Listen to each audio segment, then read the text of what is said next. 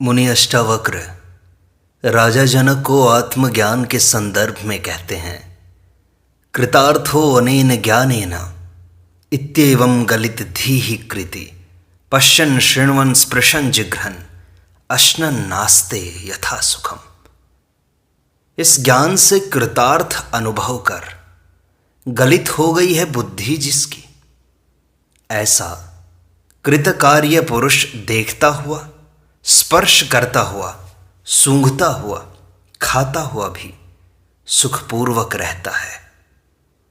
एक ही चैतन्य आत्मा इस संपूर्ण सृष्टि का आधार है।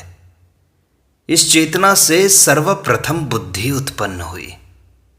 इस बुद्धि से अहंकार उत्पन्न हुआ तथा इस अहंकार के कारण जीव ने अपने को उस चैतन्य आत्मा से भिन्न अनुभव किया।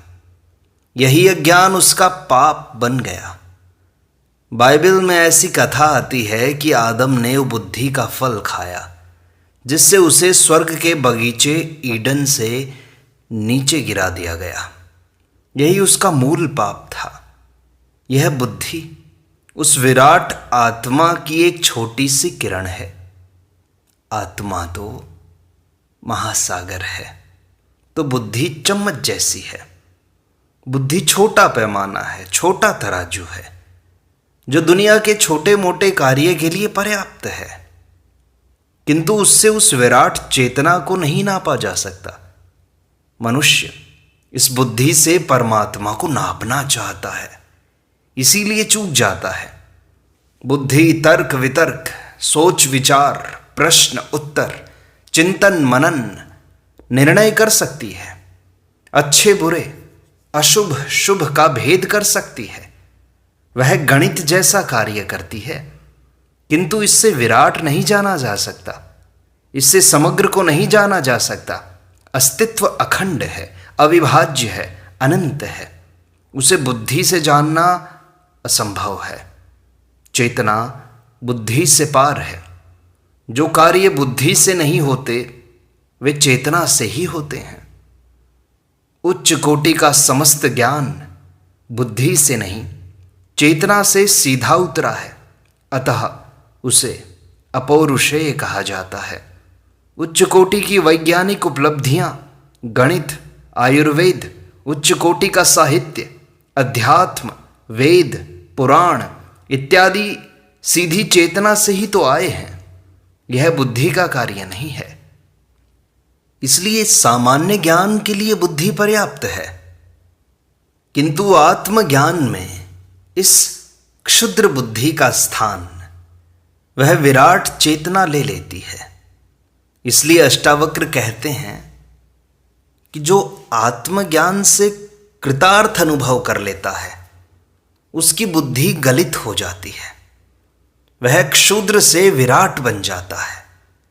उसके संपूर्ण कार्यों का एवं विधि विधान का ज्ञान हो जाता है, जिससे वह इस क्षुद्र संसार में विमोहित न होकर स्वाभाविक रूप से अनिवार्य कर्मों को करता हुआ संसार के प्रति साक्षी भाव से रहकर सुखपूर्वक रहता है। वह चिंता एवं वासना से मुक्त हो जाता है। जीवन संयुक्त है, किंतु बुद्धि के कारण ही उसे भिन्नता दिखाई देती है। बुद्धि गलित होने पर सब संयुक्त दिखाई देता है। यही सत्य है, यही ज्ञान है। जहां बुद्धि की सीमा समाप्त होती है, वहीं चेतना का अनुभव होता है। अष्टावक्र आगे कहते हैं, शून्या दृष्टिर विथा चेष्टा विफलानि इंद्रियाणि च न स्पृहा न विरक्तिर वा क्षीण संसार सागरे। जिसका संसार सागर क्षीण हो गया है, ऐसे पुरुष में न तृष्णा है न विरक्ति है। उसकी दृष्टि शून्य हो गई है, चेष्टा व्यर्थ हो गई है और इंद्रियां विफल हो गई हैं। बुद्धि का अनुभव क्षुद्र का ही अनुभव है। उसका अनुभव संसार तक ही सीमित है, किंतु चेतना का अनुभव विराट का अनुभव है। वह क्षुद्र से ऊपर विराट को ही देखता है, समग्र को एक साथ देखता है। जिससे उसका क्षुद्र संसार जो छोटे सागर के समान है वो क्षीण हो जाता है। जिसने महासागर को देख लिया वह छोटे मोटे तालाबों से कैसे प्रभावित हो सकता है। जिसने पूरे हाथी को देख लिया वह अंधों की भांति उसके अलग अलग अंगों को हाथी कैसे कह सकता है। अंधा ही ऐसा कहता है। ऐसे समग्र के दृष्टा आत्मज्ञानी को संसार में न तृष्णा होती है न विरक्ति। उसकी दृष्टि शून्य हो जाती है अथवा पूर्ण हो जाती है। शून्य दृष्टि में ही पूर्ण का आभास छिपा है। ऐसे ज्ञानी चेष्टा रहित हो जाते हैं। जिसे सब कुछ मिल गया फिर चेष्टा किसकी। उसकी इंद्रियां भी विफल हो जाती हैं, क्योंकि अब विषयों के प्रति आकर्षण ही समाप्त हो गया। परम आनंद मिल जाने से क्षुद्र के क्षणिक सुख अपने आप छूट जाते हैं। कस्में खा खा कर उन्हें छुड़ाना नहीं पड़ता। अष्टावक्र आगे कहते हैं, न जागरती न निद्राती, नोन्मीलती न मीलती, अहो परम दशा क्वापि वर्तते मुक्त चेतसा। वह न जागता है न मरता है, न पलक खोलता है न पलक बंद करता है। अहो, मुक्त चेतस की कैसी परम उत्कृष्ट दशा होती है। मुक्त चेतना वाला व्यक्ति उस विराट का अनुभव कर लेता है, जिससे उसके समस्त सांसारिक कर्म जो वासना, तृष्णा, इच्छा, राग, द्वेष, अहंकार, तृप्ति आदि के लिए किए जाते हैं छूट जाते हैं। वह सभी कर्मों का साक्षी मात्र रह जाता है। ऐसा व्यक्ति न जागता है, न सोता है, न पलक खोलता है, न बंद करता है। अर्थात ये क्रियाएं शारीरिक हैं जो स्वभाव से अपने आप होती हैं। ज्ञानी आत्मावत होने से वह इन्हें करता नहीं, वह इन सब से दूर खड़ा होकर देखता मात्र है। ये शरीर के गुण धर्मों से हो रहे हैं। आत्मा इन सब का दृष्टा है। ज्ञान की यही परम दशा है। चेतना की 4 दशाएं हैं, जागृति, स्वप्न, सुषुप्ति एवं तुरीय। जागृति में अहंकार, कर्ता भाव होता है। स्वप्न में यह क्षीण हो जाता है। सुषुप्ति में इनका अभाव हो जाता है। चौथी, तुरीय अवस्था में व्यक्ति मिट जाता है, परमात्मा ही रह जाता है। यह सूत्र इसी परम दशा का है। अष्टावक्र आगे कहते हैं, सर्वत्र दृश्यते स्वस्था, सर्वत्र विमलाशयः, समस्त वासना मुक्तो, मुक्तः सर्वत्र राजते। मुक्त पुरुष सर्वत्र स्वस्थ, सर्वत्र विमल आशय वाला दिखाई देता है और सब वासनाओं से रहित सर्वत्र सुशोभित होता है। अज्ञानी अनेक प्रकार के द्वंद्वों में जीता है, जिससे वह कभी स्वस्थ शांत नहीं हो सकता।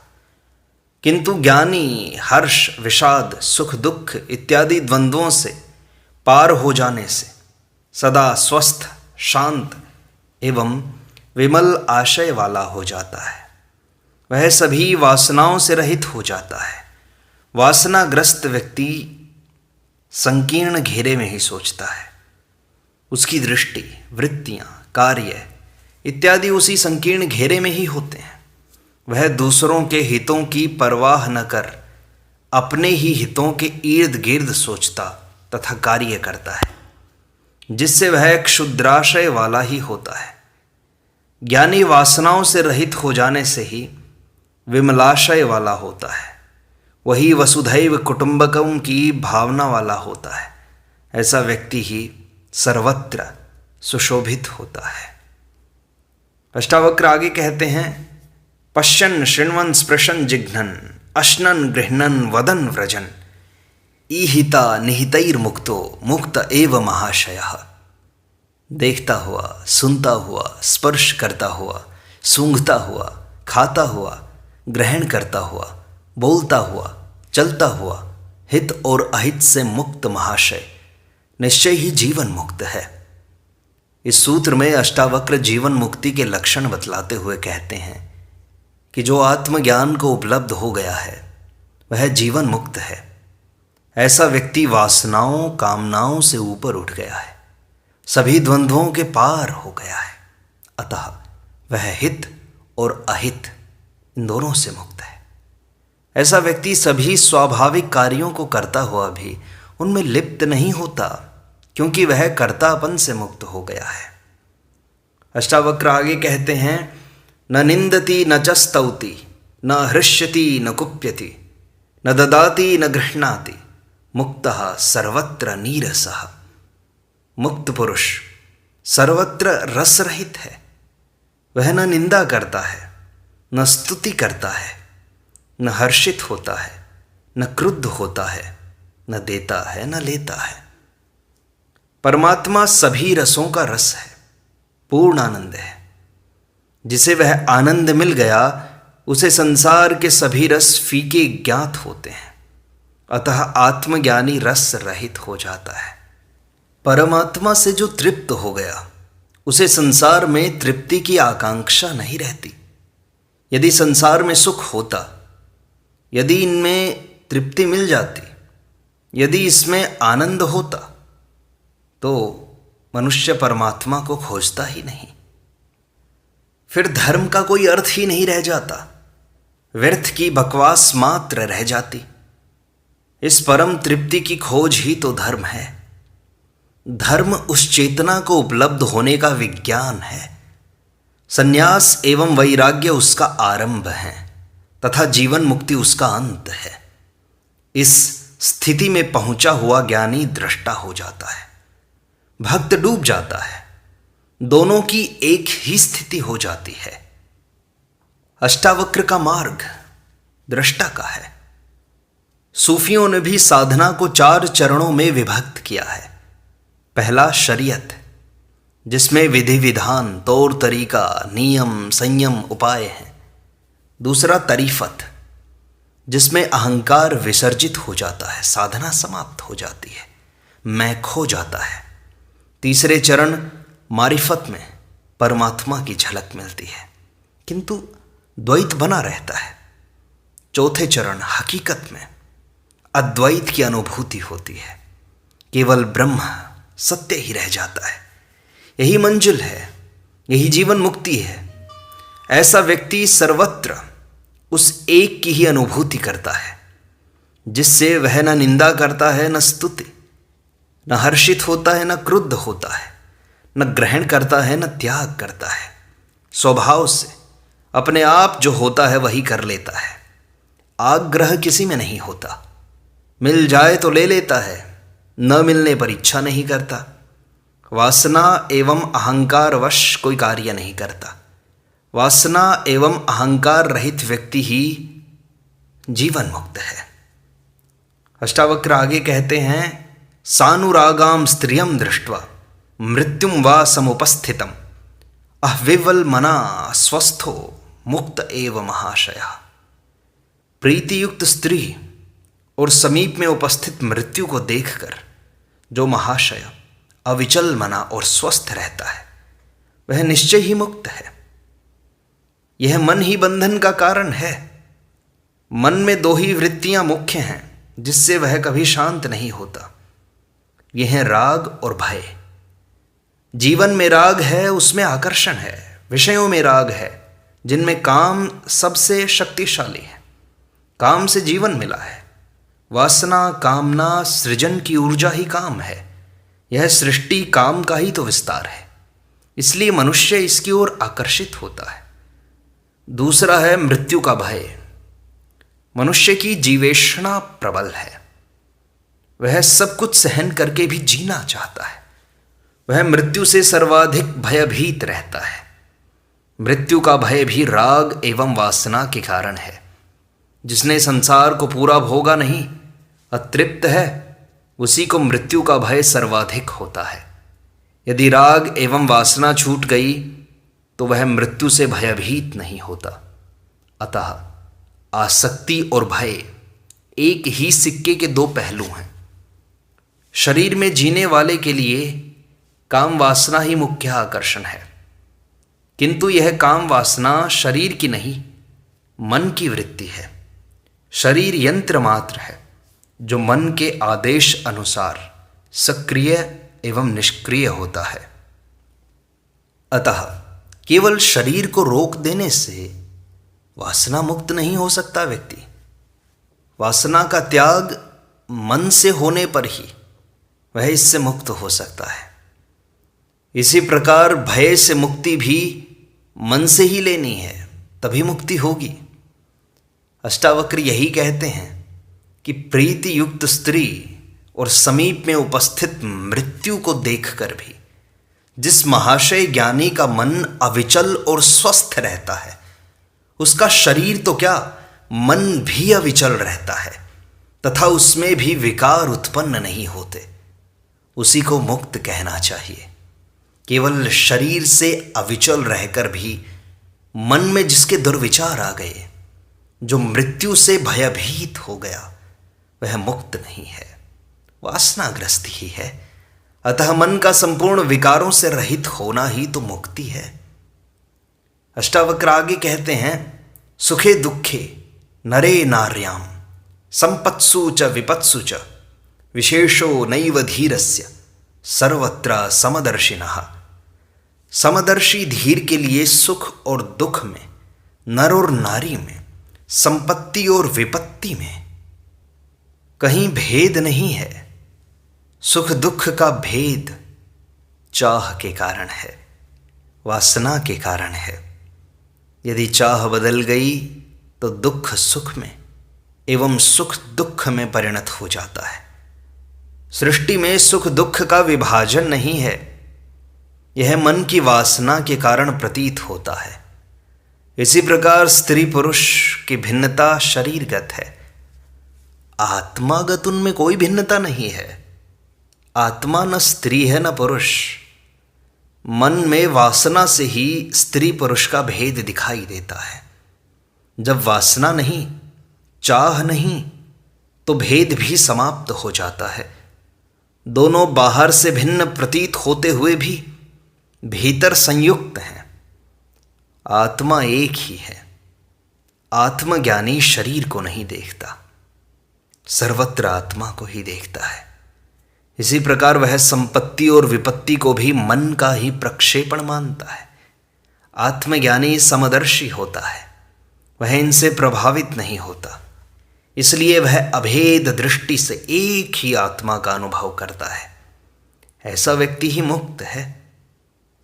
अष्टावक्र आगे कहते हैं, न हिंसा नैव कारुण्यम न औद्धत्यम न च दीनता नाश्चर्यम न चैव क्षोभः क्षीण संसारणे नरे। क्षीण हो गया है संसार जिसका, ऐसा मनुष्य, उसमें न हिंसा है न करुणा, न उद्दंडता है न दीनता, न आश्चर्य है न क्षोभ। जिसको आत्मज्ञान हो गया है, जिसने उस परम तत्व को जान लिया, उसका संसार खो गया, उसके प्रति कोई आकर्षण नहीं रहा। उसने अपने भीतर वासना, मोह, ममता, स्वार्थ आदि के कारण संसार के प्रति जो अच्छे बुरे, हेय उपादेय की दृष्टि बना रखी थी, वह दृष्टि ही बदल गई। वह हिंसा, करुणा, उद्दंडता, विनम्रता, दीनता इत्यादि तभी तक दिखाता है जब तक दो मौजूद हैं। मनुष्य मनुष्य में भिन्नता दिखाई देती है। जब संपूर्ण सृष्टि में उसे एक ही आत्मा दिखाई देती है, तो कौन किसकी हिंसा करेगा, कौन किसके प्रति करुणा दिखाएगा? अपने आप ही लुप्त हो जाते हैं। प्रयास पूर्वक दया, करुणा, अहिंसा करनी नहीं पड़ती, फिर कोई अणुव्रत लेना नहीं पड़ता। ऐसे ज्ञानी को न आश्चर्य होता है न क्षोभ होता है। वह सर्वत्र उपेक्षा भाव से अपने स्वभाव में, अपने विवेक में, स्व अनुशासन से स्वच्छंद जीता है। वह न दूसरों के अनुसार चलता है न विपरीत, वह अपने ही अनुकूल चलता है। ईश्वर भी ऐसा ही है, न दयावान है न करुणावान, न हिंसक है न अहिंसक, न दंड देता है न पुरस्कार देता है। न उसने सृष्टि बनाई न वह चला रहा है, वह अपने विशिष्ट नियमों से चल रही है। इसलिए परमात्मा न करता है न भोगता। ज्ञानी भी ऐसा ही ईश्वर तुल्य हो जाता है। इस प्रकार अष्टावक्र गीता का यह भाग यहीं संपूर्णता को प्राप्त होता है। शेष अगले अंक में।